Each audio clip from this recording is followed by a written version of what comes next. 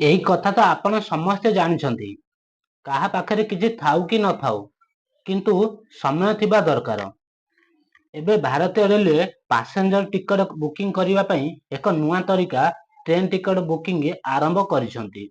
ବର୍ତ୍ତମାନ ଏହି ଭିଡିଓ ବହୁତ ଇମ୍ପୋର୍ଟାଣ୍ଟ ହେବାକୁ ଯାଉଛି, ସେଥିପାଇଁ ସ୍କିପ୍ ନ କରି ଲାଷ୍ଟ ପର୍ଯ୍ୟନ୍ତ ଦେଖନ୍ତୁ। Welcome to my Jiji YouTube channel. ଭାରତୀୟ ରେଲୱେ ଆସ୍କ ଦିଶା 2.0 ସର୍ଭିସକୁ ବର୍ତ୍ତମାନ ଅପଡେଟ୍ କରି ଦେଇଛନ୍ତି। ଏବେ ଟ୍ରେନ୍ ଟିକଟ ବୁକିଂ କରିବା ପାଇଁ IRCTCକୁ ଲଗ୍ଇନ୍ କରିବା ବିଲକୁଲ ଦରକାର ପଡ଼ିବନି। କ୍ୟାପ୍ଚା ଫିଲ୍ଅପ୍ କରିବାକୁ ପଡ଼ିବନି। ବହୁତ ସହଜରେ ଆଉ କମ ସମୟରେ ଟ୍ରେନ୍ ଟିକଟକୁ ବୁକିଂ କରିପାରିବେ। ଚାଲନ୍ତୁ କରିକି ଦେଖିବା।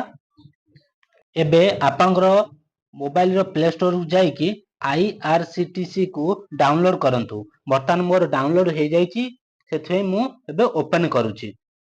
ଓପେନ୍ କଲା ପରେ ଆପଣ ତଳେ ଲେଖାଯାଇଛି ଦେଖନ୍ତୁ ଆସ୍କ ଦିଶା 2.0, ତାକୁ ଟଚ୍ କରି ଓପେନ୍ କରନ୍ତୁ। ଓପେନ୍ ହେଲା ପରେ ଆପଣ କଣ କରିବେ ନା ଫ୍ରମ୍ ଟୁ ମାନେ ଫ୍ରମ୍ କୋଉ ଜାଗାରୁ ଯିବେ ତାକୁ ଚୁଜ୍ କରନ୍ତୁ, ଆଉ ଟୁ କୋଉ ଜାଗାକୁ ଯିବେ ତାକୁ ଚୁଜ୍ କରନ୍ତୁ। ଚୁଜ୍ ହେଇଗଲା ପରେ ଆପଣ କଣ କରିବେ ନା ଆପଣ କୋଉ ଡେଟରେ ଯିବେ ସେଇଟାକୁ ଚୁଜ୍ କରନ୍ତୁ। ଚୁଜ୍ ହେଇଗଲା ପରେ ଆପଣଙ୍କର ଜେନେରାଲ ନା କଣ ସ୍ଲିପର ନା କଣ କରିବେ ସେଇଟାକୁ ଟଚ୍ କରିକି ବୁକିଂ ନାଉ ମାରି ଦିଅନ୍ତୁ। ବୁକିଂ ନାଉ ହେଲା ପରେ ଆପଣଙ୍କର ଟ୍ରେନ୍ ନାଁ ସବୁ ଡିଟେଲ୍ସ ଆସିଯିବ। କୋଉଟା ଭେକେନ୍ସି ଅଛି କି ନାହିଁ ସେଇଟା ବି ଆସିଯିବ। ଆସିଲା ପରେ ଆପଣ ତାକୁ ଦେଖିକି ଆପଣ ସେଇଠି ଟଚ୍ କରିବେ। ଏବେ ଦେଖନ୍ତୁ, ଏବେ ସ୍ଲିପର ଉପରେ ଟଚ୍ କରନ୍ତୁ। ଟଚ୍ ହେଲା ପରେ ଆପଣଙ୍କୁ ଏଭେଲେବୁଲ କୋଉଟା ଅଛି, ଖାଲି କୋଉଟା ଅଛି, ଭେକେନ୍ସି ଅଛି, ସେ ଡିଟେଲ୍ସ ଆପଣଙ୍କୁ ମୋବାଇଲରେ ଶୋ କରିବ।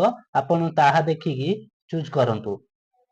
ଆପଣଙ୍କର ତଳେ କେତେ ଟଙ୍କା ହବ ସେଇଟା ଲେଖିଯିବ।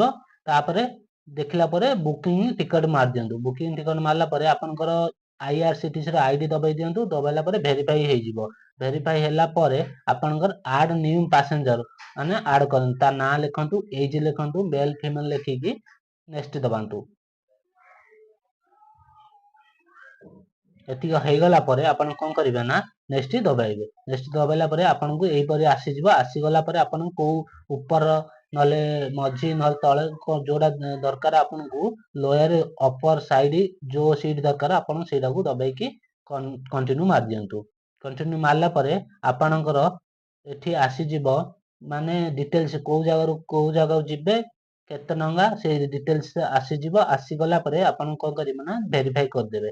ଭେରିଫାଇ କଲା ପରେ ଆପଣ କଣ୍ଟିନ୍ୟୁ ଉପରେ ଦବାଇବେ। ଦବାଇଲା ପରେ ଆପଣଙ୍କର ମୋବାଇଲ ନମ୍ବର ଆଉ ଜିମେଲ ଗୋଟେ OTP ଯିବ। ସେଇ OTP 6 ଅଙ୍କ ବିଶିଷ୍ଟ ଏଇଟା ପୂରଣ କରିକି ଭେରିଫାଇ ଉପରେ ଦବାନ୍ତୁ।